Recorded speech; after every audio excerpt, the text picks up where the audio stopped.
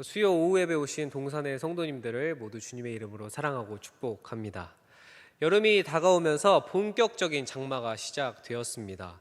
누군가 저에게 가장 싫어하는 날씨를 물어본다면 저는 1분 1초의 망설임도 없이 연이어 비가 오는 장마라고 얘기합니다. 높은 습도로 인해 옷과 이불은 꿉꿉해지고 머리카락은 축축 처지고 흐르는 땀들은 불쾌지수를 상승시키기 때문이죠. 또 어제와 같이 장대비가 쏟아지면 우산을 써도 옷과 특히 신발이 흠뻑 젖게 됩니다. 그래서 비 오는 날엔 최대한 젖지 않는 신발을 신으려고 합니다. 그냥 슬리퍼나 샌들을 신으면 되지 않냐라고 생각하실 수도 있지만 제가 조금 예민하다 보니 발이 축축해지는 것을 싫어서 많은 비가 와도 양말과 신발을 꼭 챙겨 신는 편입니다. 분명히 저와 같은 사람들을 위해 장화가 있긴 합니다.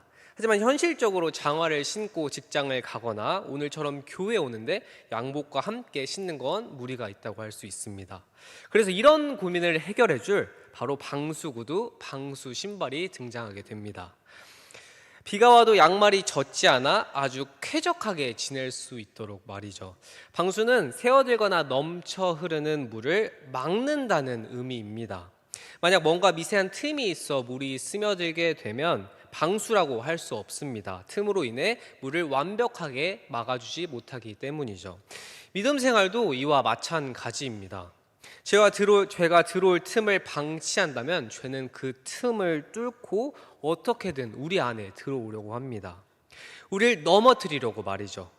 오늘 본문 이스라엘에게도 이런 미세한 틈, 균열이 나타나게 됩니다. 과연 그 틈이 무엇인지 그리고 어떤 상황을 초래하는지 말씀을 통해 잠시 살펴보고자 합니다.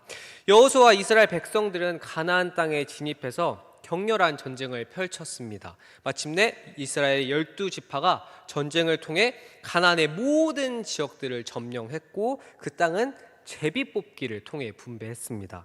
이전 설교를 통해 제비뽑기의 중요성을 들으셨겠지만 잠시 정리해 보자면 우선 공정함을 위해서였습니다. 공정하다는 것은 공평하고 올바르다는 뜻입니다. 그런데 이 공정하다는 것이 모두가 다르지 않게 아주 똑같아야 한다는 말은 아닙니다.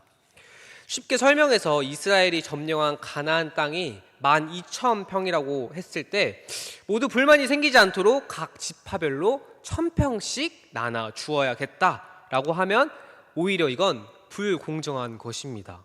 이렇게만 들으면 아니 당연히 똑같이 나눠줬는데 그게 바로 공정한 것이 아닌가? 라고 생각할 수도 있지만 만약 유다 지파의 인원이 10,000명이고 단 지파의 인원이 100명인데 땅 크기만을 보고 똑같이 1,000평씩 배분한다면 도리어 유다 지파에겐 그것이 불공평한 일이 되는 것이죠. 그래서 민수기 땅 분배의 원칙을 보면 인원이 많은 지파에겐 땅을 많이 주고 인원이 적은 지파에겐 땅을 적게 주도록 했습니다. 이것이 바로 공평한 분배입니다. 하나님께서는 이런 문제들을 아주 누구보다 잘 알고 계셨기에 그것이 올바르게 반영될 수 있도록 자신이 직접 제비뽑기를 통해 행하셨습니다. 그리고 제비뽑기를 시행한 또 다른 이유는 바로 이의를 제기할 수 없게 만들기 위함이었습니다. 이것은 하나님께서 마치 군인처럼 너희는 모두 내 말과 명령에 따라야 한다는 그 상명하복의 뜻이 아닙니다. 성경 전체에 드러나는 우리의 죄성이 있는데 그것은 나이가 많건 적건 똑똑하건 똑똑하지 않건 또한 부자건 가난하건 모두의 공통점은 각자 자기 기준대로 바라보고 이해한다는 것입니다. 여기 계신 성도님들께 저를 보고 잘생겼는지 아니면 별로인지 물어본다면 어떤 분께서는 우리 강 목사님 정도면 잘생긴 거 아닌가? 라고 예쁘게 봐주시는 분도 계실 거고 또 다른 분들께서 아니 좀 잘생겼다고 하기엔 뭔가 부족한 것 같기도 하고 밋밋한 것 같기도 하고 내 기준에는 아닌 것 같아 라고 생각하시는 분도 있으실 것입니다. 이처럼 저라는 사람 분명 제가 바뀌거나 달라지거나 하지 않았지만 각자 이해와 생각이 다르기에 바라보는 관점이 이렇게나 다를 수밖에 없습니다. 마찬가지로 이스라엘 백성들도 개인의 생각과 이해관계가 달랐기에 리더 여호수아의 결정이라고 해도 그 결정에 다 따르지 못하고 불평, 불만이 생겼을 것입니다. 하나님은 인간의 연약함을 누구보다 잘 알고 계셨습니다. 그래서 그 어떤 누구도 분배에 토달지 않도록 제비뽑기를 시행하신 것입니다. 또한 하나님께서는 이스라엘이 전쟁을 승리해도 땅을 바로 소유하도록 하지 않으셨습니다. 전쟁 정복 과정을 끝낸 다음 가장 마지막 순간에 제비뽑기로 땅을 나누셨는데, 그것은 이 땅과 너희의 주인이 바로 나라는 사실을 이스라엘에게 보여주기 위함이었습니다. 내가 한 것이니 어떤 누구도 분배에 토달지 못하도록 말이죠. 그리고 그 이면에는 앞으로 가나안 땅에서 살아가야 할 이스라엘 백성들의 삶의 중요한 가치가 숨겨져 있었습니다. 바로 하나님이 주시는 것만이 진정한 은혜라는 사실을 말이었죠. 가나안은 하나님께서 주신 땅이기 때문에 이 땅의 주인은 너희가 아니라 하나님이시고, 나아가 백성들의 미래, 너희의 앞날도 내가 온전히 책임지겠다라는 그러한 뜻이었습니다. 그런데 14장부터 19장까지 이어지는 땅 분배의 내용을 보면 이런 생각이 문득 들게 됩니다. 아니, 이 내용들은 당시 이스라엘 백성들에게 중요한 사실이었겠지만 지금 여기 앉아있는 우리들에겐 굳이 그 내용이 필요가 있나?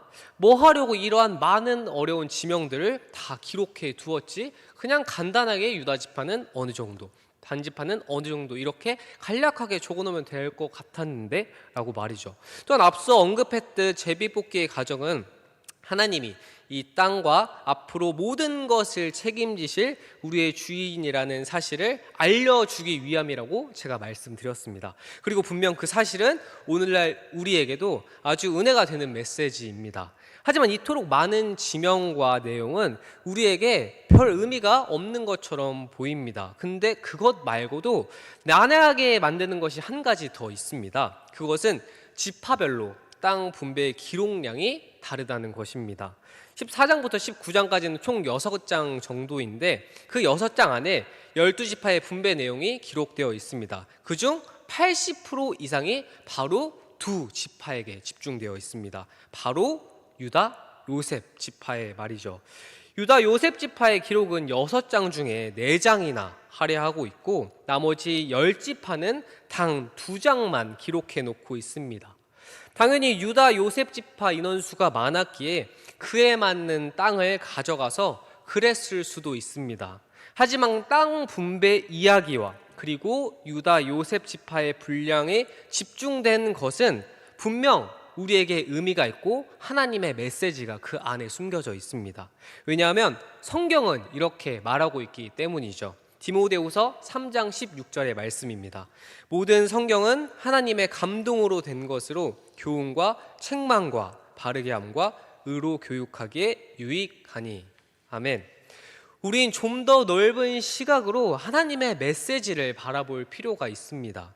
유다는 야곱의 12아들 중에 4번째 아들입니다. 그리고 요셉은 11번째 아들이죠.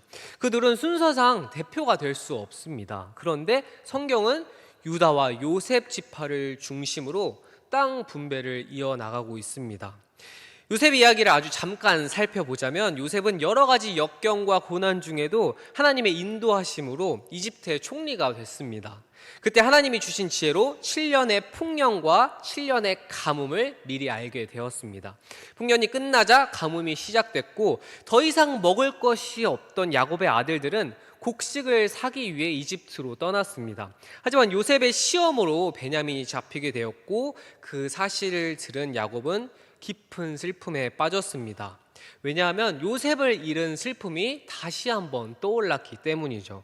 이때 유다가 아버지 야곱에게 아버지, 제가 막내 동생을 꼭 데려오도록 하겠습니다 라고 약속했습니다. 그리고 이집트에 돌아가 총리라고 생각한 요셉에게 동생을 대신해 자기가 종살이를 대신할 테니 제발 아들 동생 베냐민을 보내달라고 부탁합니다.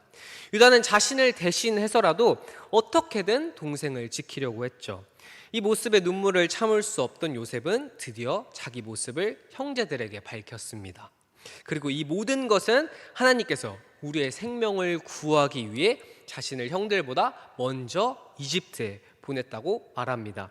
이 모든 것이 하나님의 경륜 안에 있었습니다 라고 요셉은 믿음의 고백을 했죠.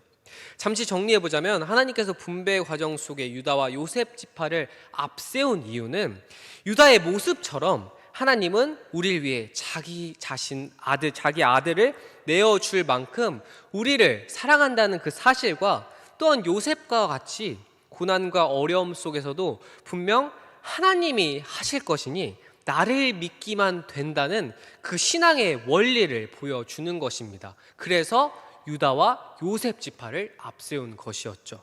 하나님께서는 그 진리를 이스라엘 백성뿐만 아닌 오늘 우리에게도 동일하게 얘기하고 있습니다.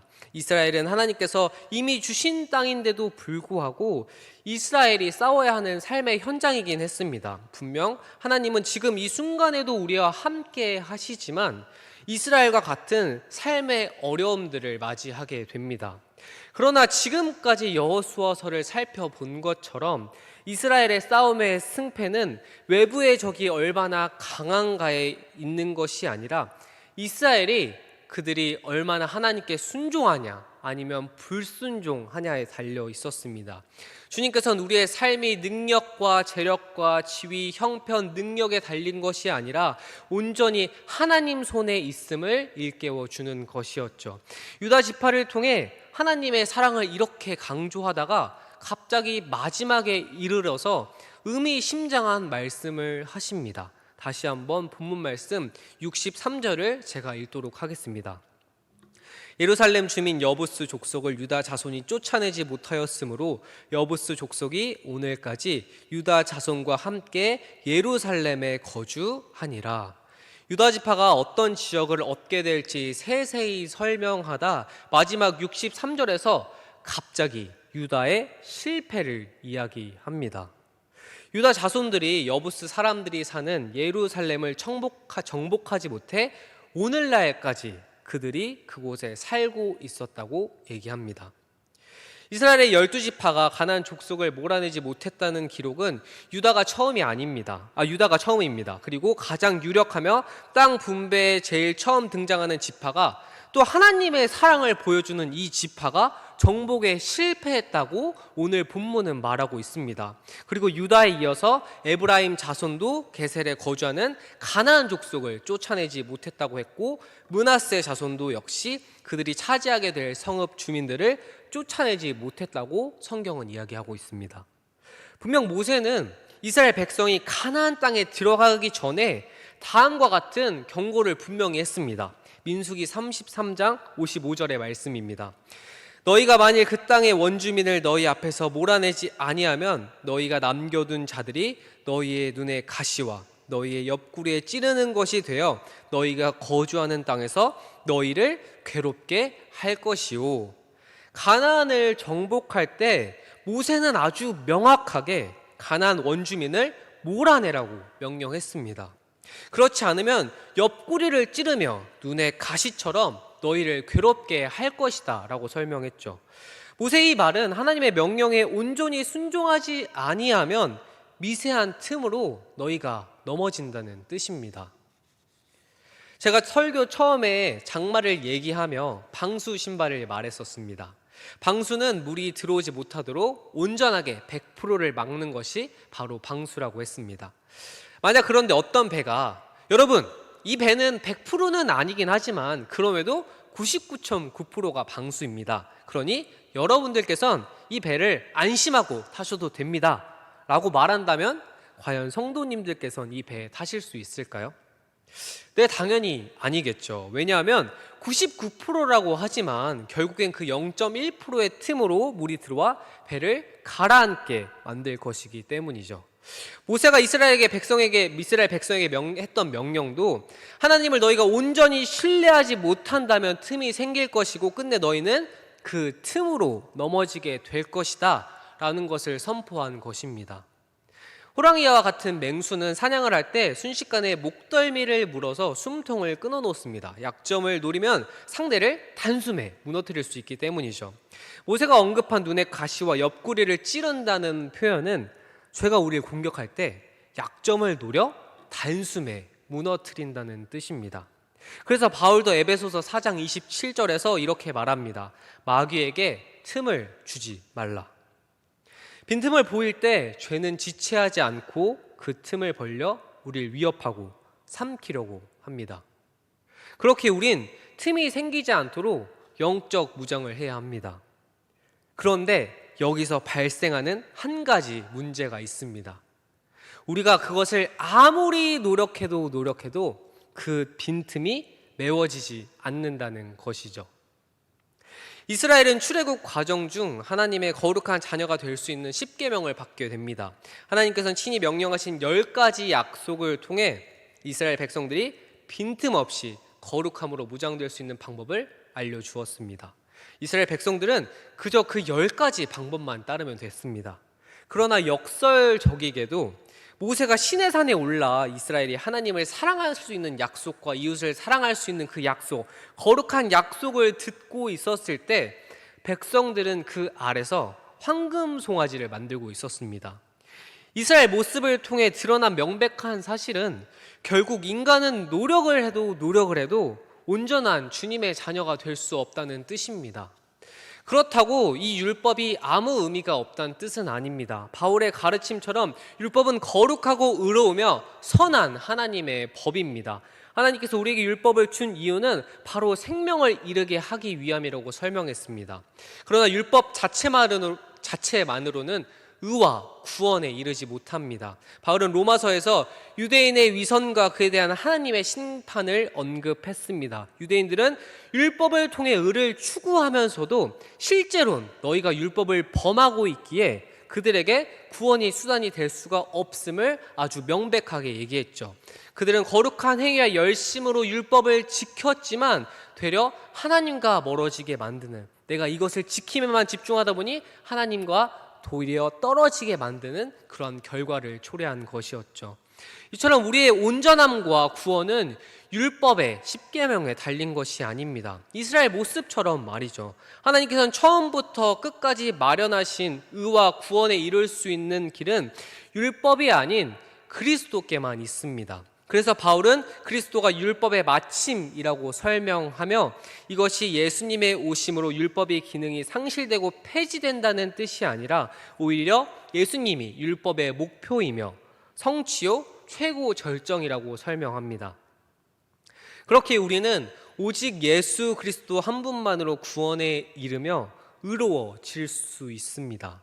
그렇다면 다시 돌아와서 생각해 보자면 우리의 빈틈은 율법, 다시 말해 우리 스스로가 절대 할 수 없으며 예수님께만 달려 있다는 사실입니다.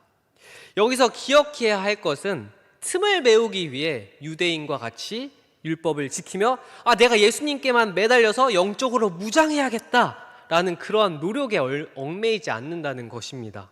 왜냐하면 우리의 노력으로 예수님을 찾은 것이 아니라 예수님께서 우리를 위해 친히 이 땅에 찾아와 주셨기 때문입니다. 유다 지파에 생긴 틈을 보며 우리는 영적 무장을 해야 한다고 말했습니다. 하지만 그 틈은 우리 스스로가 메울 수 없음을 제가 계속해서 설명했습니다. 왜냐하면 유일한 방법은 오직 예수 그리스도께만 있기 때문이죠. 그래서 저는 이 틈을 이렇게 생각해 보았으면 좋겠습니다. 만약 제가 집에 있는데 한 틈으로 벽에 균열이 생겼습니다. 그런데 균열이 계속 일어나게 되었고 결국엔 집이 무너져 제가 그 안에 갇히게 된 것이죠. 작은 그 틈으로 인해 집이 결국 무너지게 됐고 저는 그 안에 깔려 버린 것입니다. 칠흑 같은 어두움과 외로움과 두려움에 떨며 구조를 기다리고 있는 그 순간에 갑자기 제 눈에 희미한 한 틈이 보였습니다. 그리고 그 틈으로 구원의 손길이 찾아와 저를 구원해 준 것이죠. 실패와 약점, 나를 무너뜨리고 가뒀던 그 틈이 오히려 은혜가 되어 스며든 것입니다. 오늘 본문 속 음이 심장하게 남겨졌던 예루살렘의 여부스 족속은 다윗의 때에 정복하게 됩니다. 그리고 다윗의 자손으로 이 땅에 예수님이 찾아오셨습니다. 우리가 메울 수 없는 연약함과 약점이라고 보였던 그 틈으로 예수님이 찾아와 우리를 구원하시고 우리를 의롭게 만드셨습니다. 오늘 본문은 우리에게 이것을 말하고 있습니다. 나의 약점, 나의 부족함인 줄 알았던 틈이 오히려 주님이 찾아와 주시는 은혜의 통로라는 사실을 말이죠. 예수님께서는 우리를 위해 이 땅에 직접 찾아와 주셨습니다. 그리고 임마누엘로 오셔서 영원토록 우리와 함께 하실 것을 약속하셨습니다. 사랑하는 동산교회 성도님들, 때로는 경제적 어려움으로, 때로는 자녀의 문제들로, 때로는 건강의 어려움으로, 때로는 관계 힘듦으로, 때로는 가정의 어려움으로 인해 그러한 것들이 우리의 틈으로 비집고 들어와 넘어뜨리려고 합니다. 분명 우리의 힘과 능력으론 그것을 이길 수 없습니다. 주님은 우리의 연약함을 누구보다 잘 알고 계십니다. 우린 우리의 연약한 틈을 인정해야 합니다. 비록 넘어지더라도 십자가에서 우리의 틈을 메워주신 예수 그리스도를 의지하며 다시 일어나야 합니다. 연약함 속에 허덕이며 발버둥치는 것이 아니라 그 틈에 찾아와 주시는 예수 그리스도의 은혜만을 구하십시오. 주님은 우리를 마지막까지 지키시며 보호하실 것입니다. 예수님은 십자가의 고난 중에도 우리를 포기하지 않으셨습니다. 우리를 사랑하시어 발가벗겨 찢겨 조롱받는 그 와중에도 우리의 손을 놓고 절대 놓지 않으셨습니다. 그 변치 않는 사랑을 믿으며 주님만을 의지하고 바라보고 걸어가십시오. 우리의 연약함 틈 속에 찾아와 주시는 예수 그리스도의 풍성한 은혜를 매일매일 경험하며 나아가는 동산의 성도님들이 되길 주님의 이름으로 축복하겠습니다.